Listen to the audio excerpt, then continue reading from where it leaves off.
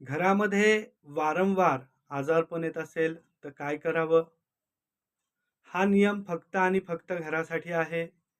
Medical, औषध विक्रीचं दुकान, दवाखाना, क्लिनिक यासाठी अजिबात नाही. बऱ्याचदा आपण आपली औषधं इतरत्र कुठेही ठेवतो, तर ती कुठल्या दिशेला ठेवलेली जास्त चांगलं राहील? तर ती दिशा आहे उत्तर दिशा, उत्तर आणि पश्चिम दिशा. या 2 दिशांना आपण आपली औषधं ठेवली, तर निश्चित आपलं आरोग्य सुधारू शकतंय. औषधांवरचा खर्चही कमी होऊ शकतोय. त्याचप्रमाणे आपल्याला स्वयंपाकघरामध्ये औषधं ठेवण्याची सवय असते. स्वयंपाकघर, किचन हे धनधान्य यांची वृद्धी करणारं आहे. त्यामुळं या ठिकाणी औषधं ठेवणं योग्य नाही.